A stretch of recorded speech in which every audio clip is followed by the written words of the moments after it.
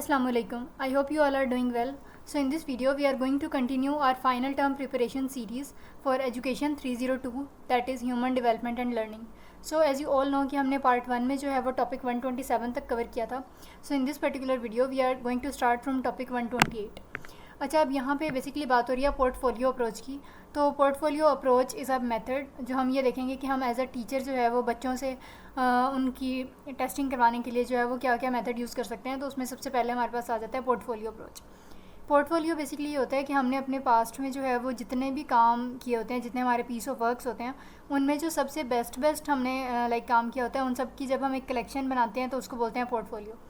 अब as a teacher हम क्या कर सकते हैं कि स्टूडेंट्स को कह सकते हैं कि पूरे सेमेस्टर में या इवन पूरे साल में उनका जो भी उनकी बेस्ट अकॉम्प्लिशमेंट्स हैं, उन्होंने जो जो सबसे नाइस वर्क किया है इन देयर स्टडी, उसको इकट्ठा करके वो टीचर को सबमिट करवाएं, यानी कि हमें, एंड हम उनको जो है वो उस हिसाब से स्कोर करें. इसी तरह अब अगर कोई आपसे पोर्टफोलियोज़ की एग्जांपल पूछ ले तो आपने कहना है कि कोई पीस ऑफ पोइट्री भी हो सकता है, ये कोई शॉर्ट स्टोरीज़ भी हो सकती हैं. इवन अगर कोई आपने मैथ के क्वेश्चंस बच्चों ने इकट्ठे किए हैं तो वो जो है वो पोर्टफोलियो का पार्ट बन सकते हैं. या आपने कोई ऐसे लिखा है तो वो सब जो है वो हम स्टूडेंट के पोर्टफोलियो में इंटर करा सकते हैं. अच्छा, उसके अलावा यहाँ पे है कि जिस तरह टीचर्स जो हैं वो स्टूडेंट्स के पोर्टफोलियो चेक करके उनको टेस्टिंग में मार्क्स दे सकती हैं, इसी तरह टीचर्स के भी पोर्टफोलियो जो हैं वो बन सकते हैं. उसमें क्या होगा कि उन्होंने जो है वो अपने पे कितना काम किया, लाइक उनके पढ़ाए हुए बच्चों का क्या रिज़ल्ट आया, उसका एक सैम्पल. फिर उसके अलावा अगर उन्होंने कोई वीडियो रिकॉर्डिंग की हुई है अपने लेक्चर्स की, उनका सैम्पल. उसके अलावा वो टीचर्स अपने टीचिंग स्टाइल के बारे में क्या सोचते हैं. तो मतलब जो एक टीचर ने अपने ऊपर काम किया होता है उस सबको अगर हम इकट्ठा करें और हायर अथॉरिटीज़ जो हैं वो टीचर के पोर्टफोलियो को चेक करें तो ये भी जो है वो पोर्टफोलियो का एक फ़ायदा हो सकता है. अच्छा जी, फिर नेक्स्ट आ जाता है grade equivalent scores. Grade equivalent scores में बेसिकली हम ये करते हैं कि किसी भी स्टूडेंट के जो मार्क्स होते हैं उसको हम कंपेयर करते हैं क्लास में बाकी बच्चों ने ऑन एवरेज यानी कि तकरीबन कितने मार्क्स लिए हैं, उस एवरेज से हम मार्क्स कंपेयर करते हैं किसी एक बच्चे के, एंड हमें पता चलता है कि फिर उस स्टूडेंट का जो है वो ग्रेड इक्विवेलेंट स्कोर क्या है. ठीक है, तो फॉर एग्जांपल अब हमारे पास यहाँ पे एग्जांपल दी है. अच्छा, यहाँ पे ना अब जैसे 9th मंथ जो है वो जून को कहा हुआ है और 4th मंथ जो है वो दिसंबर को कहा हुआ है. तो यहाँ पे आप लोगों ने कंफ्यूज नहीं होना कि दिसंबर तो 12th मंथ है तो इसे 4 क्यों कहा हुआ है. सो बेसिकली एक एकेडमिक ईयर जो है, फॉर एग्जांपल समर वेकेशंस के बाद सितंबर से, वैसे तो अगस्त में शुरू हो जाता है, बट सितंबर को उसने फर्स्ट मंथ बोला हुआ है हैंडआउट्स में, फिर इस लिहाज से जो है वही सारे नंबरिंग की हुई है. ठीक है, तो अब इसमें क्या है कि जिस तरह फॉर एग्जांपल अगर आपके पास ये 3.4 होगा ना, तो इसका मतलब है कि हमारे पास कोई 3 क्लास का बच्चा है और उसकी 4th मंथ की यानी कि दिसंबर की रिपोर्ट है. इसी तरह 5.9 अगर हम बोलेंगे तो हम कहेंगे कि 5 क्लास के बच्चे की रिपोर्ट है एंड किस मंथ की, 9th, तो 9th इस लिहाज से बना जून. तो ये सारा कुछ जो हमारे पास आ जाता है. फिर नेक्स्ट फॉर एग्जांपल हमारे पास 0.0 है, तो इसका मतलब होगा कि 0th डे यानी कि अभी बच्चे ने जो जस्ट अभी एडमिशन लिया है या पढ़ना शुरू किया, and 0th class means KG की कोई क्लास है, किंडरगार्टन की. तो इस तरह से जो है वो आपने याद रखना है. लेकिन यहाँ पे हमने याद रखना होता है कि सारे बच्चे जो हैं वो सेम रेट पे ग्रो नहीं करते, तो हर किसी का इंटेलेक्चुअल लेवल, उसका लर्निंग स्पीड जो है वो सबकी चेंज हो सकती है. एंड समटाइम्स क्या होता है कि अगर कोई 3rd क्लास का बच्चा है तो वो हो सकता है कि वो इतने मार्क्स ले ले, लाइक 7th ग्रेड के बच्चे जितना उसका नॉलेज हो. लेकिन इसका ये मतलब नहीं होता कि आपने 3 क्लास के बच्चे को जो है वो डायरेक्टली 7th में प्रमोट कर देना है, बल्कि इसका ये मतलब होता है कि वो कुछ चीज़ों में इतना एबल है जितना 7 क्लास के बच्चे जो है वो परफॉर्म कर सकते हैं. अच्छा, नेक्स्ट आ जाता है करिकुलम टेस्टिंग. करिकुलम टेस्टिंग में वो ये कह रहा है कि जो हमारा सिलेबस होता है, जो हम बुक्स बच्चों को पढ़ाते हैं, वो अगर 5 साल तकरीबन पुराना हो जाए तो ज़रूर उसे हमें अच्छे से जो है वो इवैल्यूएट करना चाहिए, उसकी एनालिसिस करनी चाहिए, ताकि उसमें कोई भी अगर होल्स हैं, उसमें लूप होल्स हैं, कोई उसमें मिस्टेक है, कोई वीकनेस है, वो हम एनालाइज़ कर सकें. सो ये सारी चीज़ें हम बेसिकली चेक करते हैं कि करिकुलम अपने गोल्स को कितने अच्छे से पूरा कर रहा है, और उसके अलावा इसके जो ऑब्जेक्टिव्स हैं वो पूरे हो रहे हैं या नहीं, और फिर उसके अलावा जो फॉर एग्जांपल जो टीचर्स पढ़ा रहे हैं वो करिकुलम के अकॉर्डिंग है या नहीं है, एंड असेसमेंट्स यानी कि टेस्ट एंड पेपर्स वगैरह उसके अकॉर्डिंग लिए जाते हैं नहीं. सो ये सारा जो है वो हम करिकुलम टेस्टिंग में करते हैं. अच्छा, अब ये हेडिंग्स हैं यहाँ पे, असल में हमारा टॉपिक यहाँ से शुरू हो रहा है. अच्छा, अब आ जाता है इंट्रोडक्शन ऑफ इंटेलेक्चुअल डेवलपमेंट. अब इंटेलेक्चुअल डेवलपमेंट बेसिकली वो डेवलपमेंट या ग्रोथ होती है जो हमारी कोग्निटिव एबिलिटी एंड हमारी कैपेसिटी से रिलेटेड होती है. अच्छा, अब कोग्निटिव एबिलिटी क्या है कि हमारा जो थॉट प्रोसेस है, लाइक हम दिमाग में क्या सोचते हैं, डिफरेंट चीज़ों का हमारे दिमाग में क्या पॉइंट ऑफ व्यू है, तो ये सारा कुछ जो है वो इसमें आ जाता है. और इंटेलेक्चुअल डेवलपमेंट में हमारे पास काफ़ी सारे प्रोसेसेस आ जाते हैं, लाइक हम कितनी किसी चीज़ को अटेंड कर रहे हैं, फॉर एग्जांपल हमारी अटेंशन टू डिटेल कितनी है, हम चीज़ें कितनी ज़्यादा ऑब्जर्व कर रहे हैं, प्रॉब्लम्स को कैसे सॉल्व कर रहे हैं. उसके अलावा हमारी क्रिएटिविटी कैसी है वगैरह वगैरह। तो ये सारा कुछ जो है वो इसमें आ जाता है। अब जैसे देखें यहाँ पे डिफरेंट अब डेफिनेशन आएंगी। जैसे सेटलर ने 2001 में बोला कि इंटेलिजेंस जो है वो किसी भी पर्सन की एबिलिटी होती है कि वो एब्स्ट्रैक्ट यानी कि एक ओवरऑल जो है वो किसी चीज़ को बिग पिक्चर में जो है वो कैसे सोच सकता है, या किसी चीज़ का इमेज जो है वो उसके माइंड में किस तरह से जो है वो बनता है। तो इंटेलिजेंस जो है वो ओवरऑल एक कॉम्प्लेक्स स्टेट है जिसमें हमारी जीन्स भी सारे डिपेंड करती हैं, डिसाइड करती हैं कि हम कितने इंटेलिजेंट हैं या नहीं। और दूसरा मेन रोल होता है हमारे इन्वायरमेंट का, जिसमें हमारा ब्रॉटअप हो रहा होता है। अच्छा, अब यहाँ पे कुछ थियोरीज़ हैं इंटेलिजेंस की। सबसे पहले जो है वो स्पीयरमैन की आ जाती है, और उसने कहा कि इंटेलिजेंस जो है वो बस एक जनरल एक ओवरऑल ट्रेट है जिसको हम जी से रिप्रेजेंट करते हैं, और ये हमें बताता है ओवरऑल कि अगर फॉर एग्जांपल कोई एक पर्सन ए है तो उसकी कितनी वो कितना इंटेलिजेंट है वो हमें एक फैक्टर जी से बस पता चल जाता है, ठीक है। लेकिन रॉबर्ट स्टर्नबर्ग ने 2003 में बोला कि नहीं, intelligence is not a single trait theory, single trait concept, बल्कि ये मल्टी ट्रेट जो है वो उससे मिलके बनता है। लाइक इसमें एक से ज़्यादा चीज़ें हम एनालाइज करते हैं। सो यहाँ पे बेसिकली ट्राईआर्किक इंटेलिजेंस का कॉन्सेप्ट दिया रॉबर्ट स्टर्नबर्ग ने, एंड इसने बोला कि हमारे पास जो है वो ट्राईआर्किक इंटेलिजेंस है। फॉर एग्जांपल इसमें हम 3 चीज़ें कंसिडर करते हैं, analytical component, creative and practical component. तो अगर किसी बंदे की या किसी स्टूडेंट की हमने लाइक उसका इंटेलिजेंस लेवल चेक करना है तो हमें ये तीनों चीज़ें इकट्ठी कंसिडर करनी होंगी। इसमें सबसे पहले कंपोनेंट की अगर हम बात करें तो that is analytical component, and इसमें होता है कि कोई पर्सन जो है वो क्रिटिकल थिंकिंग कितनी कर सकता है एंड अपने आसपास जो है वो प्रॉब्लम्स को किस लिहाज से एंड किस तरह से जो है वो सॉल्व करता है, ठीक है। फिर इसी तरह यहाँ पे नेक्स्ट आ जाता है जी क्रिएटिव इंटेलिजेंस। इसमें क्या होता है कि हम कुछ अपने माइंड में प्रेजेंट आइडिया से कुछ नया जो है वो कैसे क्रिएट कर सकते हैं by thinking outside of the box, like routine या ट्रेडिशन या नॉर्मल लोगों से हट के हम कुछ नया कैसे क्रिएट करते हैं। एंड लास्ट में यहाँ पे आ जाता है प्रैक्टिकल कंपोनेंट्स। तो इसमें बेसिकली आ जाएगा कि जो हमने थ्योरी में नॉलेज पढ़ा है, जो हमने लिया है नॉलेज बुक्स से जो पढ़ा है, सो उसको हम अपनी डेली लाइफ की प्रॉब्लम्स को सॉर्ट आउट करने के लिए, सॉल्व करने के लिए किस लिहाज से यूज़ कर सकते हैं। सो ये सारी चीज़ें जो हैं वो मिल के आ जाती हैं कि एक पर्सन जो है वो ओवरऑल इंटेलिजेंट है और किस हद तक जो है वो इंटेलिजेंट है। अच्छा, अब यहाँ पे डिफरेंट थियोरीज़ को अगर हम कंटिन्यू करें तो यहाँ पे Howard Gardner was again a psychologist, और उसने कहा कि जो हमारे पास इंटेलिजेंस है it can be of many types, ठीक है। तो अब ये जो सारा पैराग्राफ लिखा हुआ है ना, यही हमारे पास इस टेबल की फॉर्म में भी है। तो आपकी मर्ज़ी है चाहे उस पेज से रीड कर लें या फिर इस टेबल पे आ जाएं। सबसे पहले गार्डनर ने कहा कि किसी भी पर्सनस में जो है हमारे पास डिफरेंट टाइप्स की जो है वो एबिलिटीज़ हो सकती हैं, इंटेलिजेंसीज हो सकती हैं। अच्छा, यहाँ पे आपने एमसीक्यू के लिए कर लेना है कि टोटल 8 एरियाज़ होते हैं इंटेलिजेंस के, ठीक है। अच्छा, अब यहाँ पे हम दोबारा टेबल पे चलते हैं। सबसे पहले जो लोग लॉजिकल वे में या मैथमेटिकली इंटेलिजेंट होते हैं, वो क्या होता है कि वो कोई न्यूमेरिकल्स या इस तरह के मैथ के पैटर्न्स, कोई इस तरह की रीजनिंग एंड लॉजिक के क्वेश्चन अच्छे से सॉल्व कर सकते हैं। फिर लिंग्विस्टिक्स की बात करें तो it is related to language. तो कोई बंदे अगर ज़्यादा अच्छे से रीडिंग कर सकते हैं, अगर न्यू लैंग्वेजेस सीख सकते हैं, या कोई ने वर्ड गेम्स खेलना, लैंग्वेज से रिलेटेड गेम्स खेलना पसंद है, तो उनकी इंटेलिजेंस कौन सी है, लिंग्विस्टिक्स। फिर आ जाता है स्पेशल। इसमें हमारे पास बेसिकली आता है कि नेविगेशन या मैपिंग से रिलेटेड, या ड्राइंग, या इस तरह से कोई पजल्स वगैरह सॉल्व करना। तो इसमें हम डिफरेंट तरह के पैटर्न्स को सॉल्व करने में जो है वो बच्चा इंटरेस्टेड होता है। म्यूज़िकल में क्या होता है कि ट्यून्स क्रिएट करना, रिदम, सिंगिंग, तो ये सारा कुछ म्यूज़िकल इंटेलिजेंस में आ जाता है। बॉडीली काइनेस्थेटिक्स में ये होता है कि हम एक्टिविटीज़ यानी कि जो हमारी फिजिकल मूवमेंट से रिलेटेड होती हैं, like sports, exercise, jumping, running, तो ये सब जो है वो बॉडीली काइनेस्थेटिक्स में आ जाता है। फिर इंटरपर्सनल में होता है जो डिफरेंट ग्रुप ऑफ पर्सनस में जो बंदा बैठ के उसके कम्युनिकेशन स्किल स्ट्रॉन्ग है, तो ज़ाहिर वो लीडरशिप भी अच्छी कर सकेगा, चीज़ों को अच्छे से कलेक्ट कर पाएगा, ऑर्गेनाइज करेगा, एंड वो सोशल होगा। इंट्रापर्सनल होता है जो with in the same person होता है, लाइक हमारा अपने बारे में क्या सेल्फ कॉन्सेप्ट है। तो जो लोग इस चीज़ में स्ट्रॉन्ग होते हैं उनको हम कहते हैं कि इनकी इंट्रापर्सनल जो है वो इंटेलिजेंस है।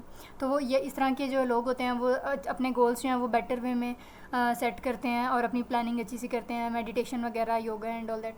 नेचुरलिस्टिक में हमारे पास आ जाता है जो नेचर को अप्रिशिएट करते हैं, लाइक उनमें क्या होता है कि जो हमारी ग्रीनरी है, जो हमारे आसपास नेचुरल चीज़ें हैं which are related to nature, which are created by our creator that is Allah. तो यहाँ पे जो है वो उन चीज़ों को ज़्यादा अप्रिशिएट करते हैं या उन चीज़ों पे ज़्यादा अट्रैक्ट होते हैं विच आर नेचुरलिस्टिक इंटेलिजेंस।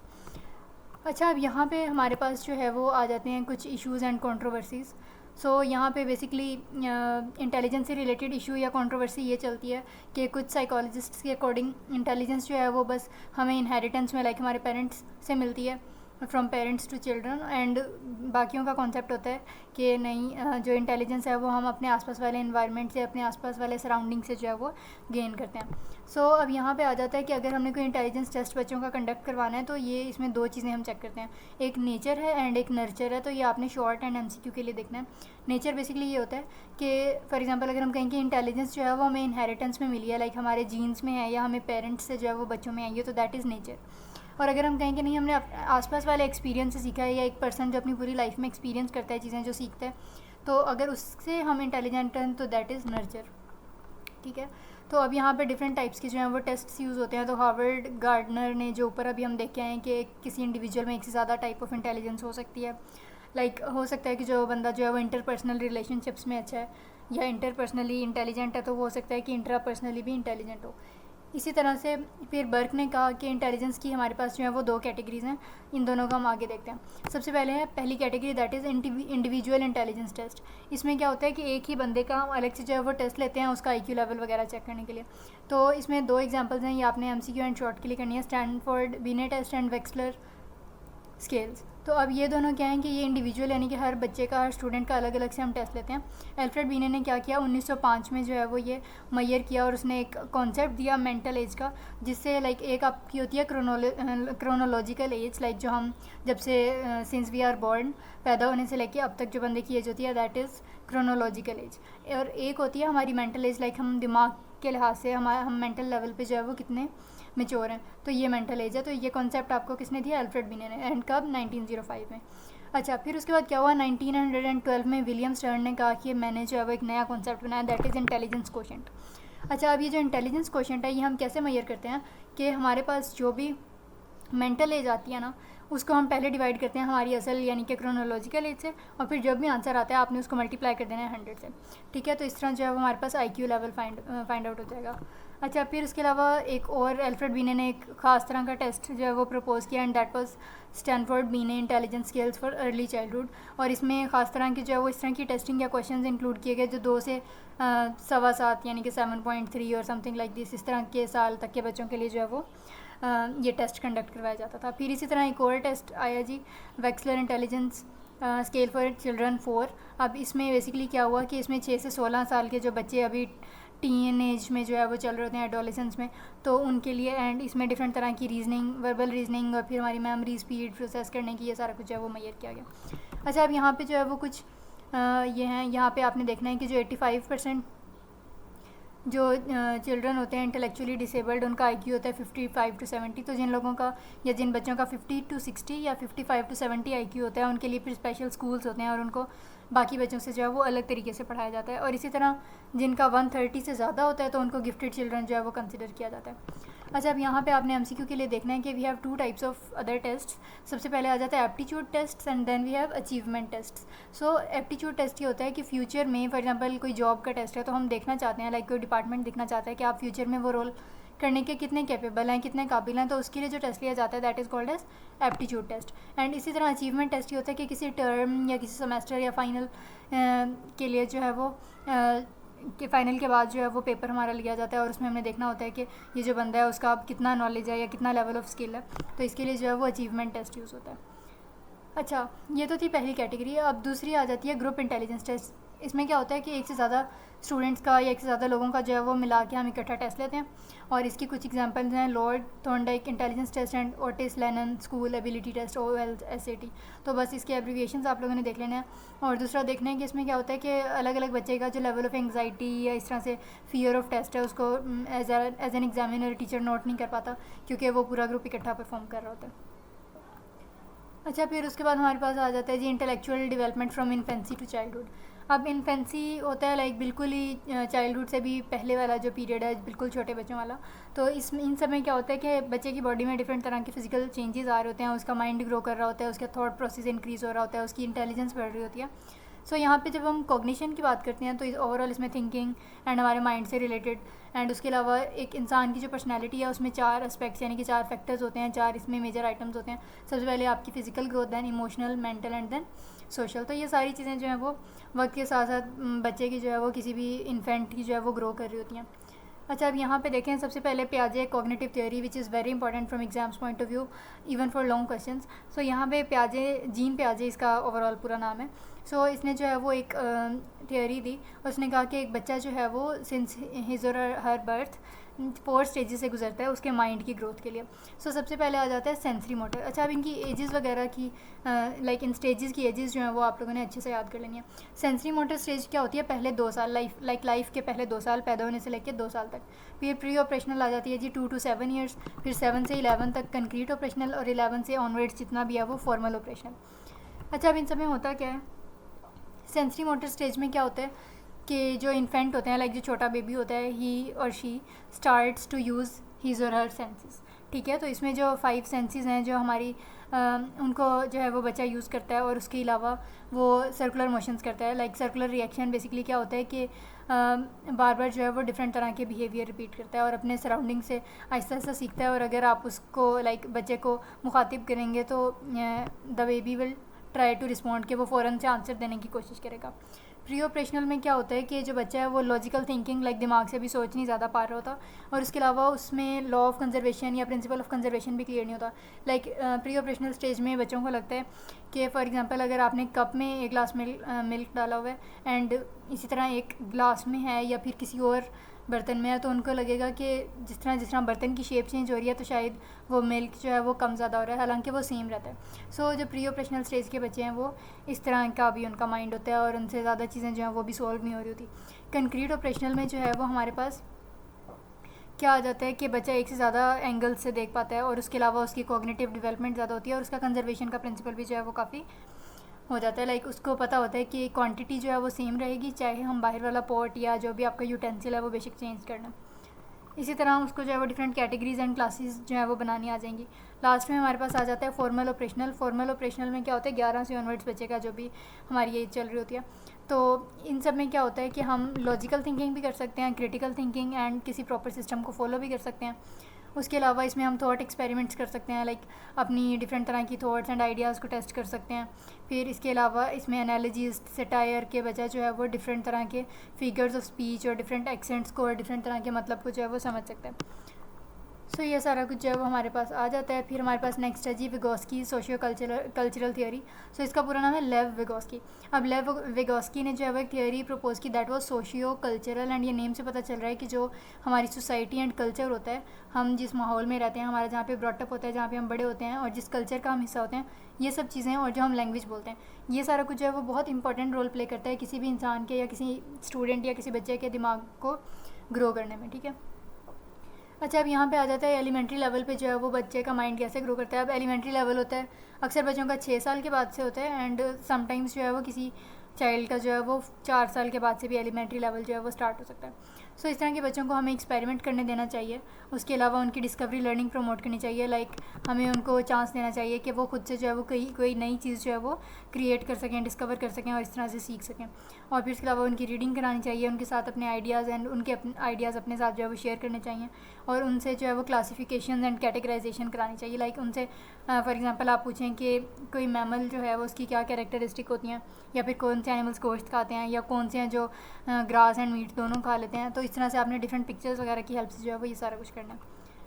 अच्छा जी, अब नेक्स्ट आ जाता है इन्फॉर्मेशन प्रोसेसिंग अप्रोच। ये बेसिकली एक मॉडल है जो कहता है कि जो इंसानों का दिमाग है वो एक कंप्यूटर की तरह काम करता है, लाइक कंप्यूटर मशीन की तरह।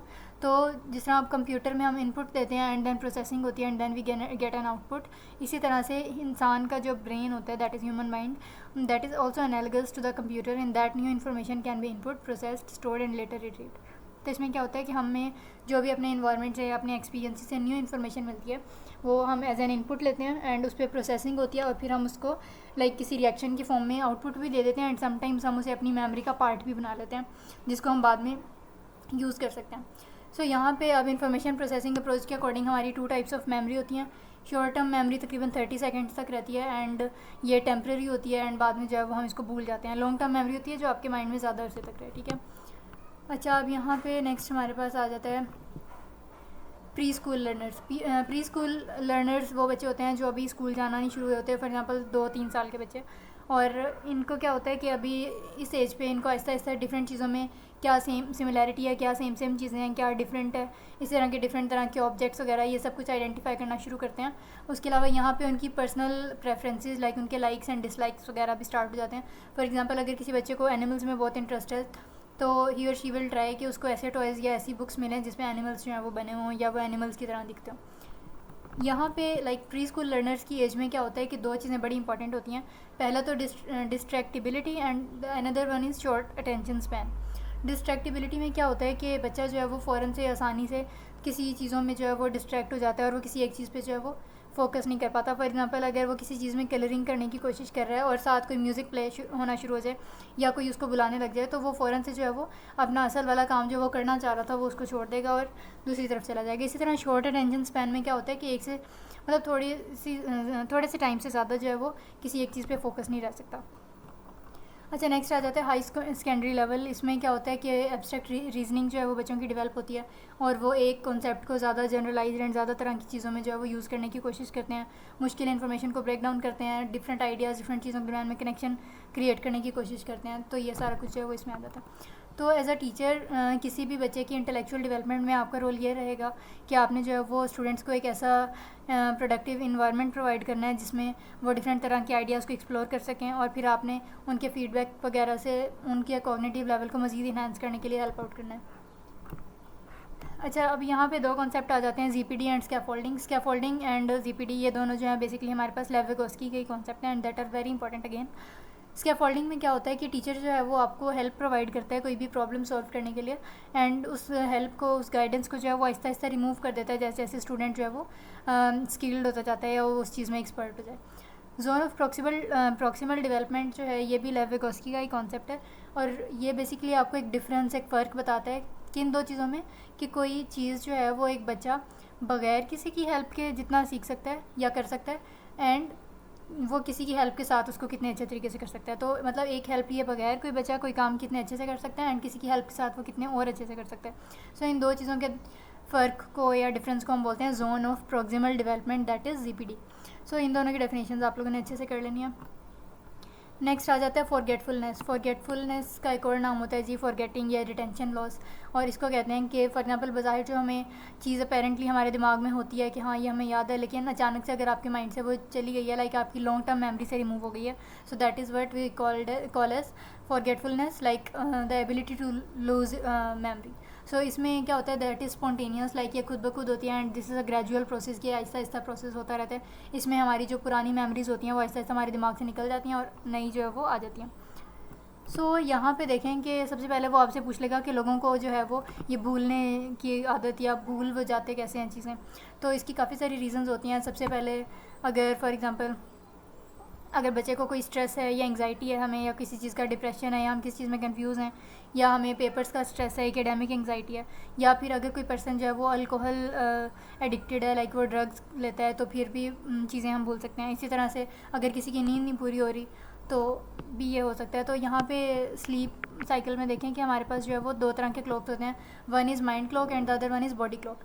बॉडी क्लॉक ये है कि आप असल में फॉर एग्जांपल हर रोज़ 9 बजे सोने चले जाएं एंड माइंड क्लॉक ये है कि अगर नहीं भी हम जा रहे फॉर एग्जांपल फिज़िकली सोने तो हमने अपने माइंड को इस तरह से ट्रेन किया हुआ है कि 9 बजे के बाद जो है वो हमारा माइंड खुद ही रेस्ट स्टेट पे आ जाता है, ठीक है, या उससे खुद ही से नींद हमें आने लगती है।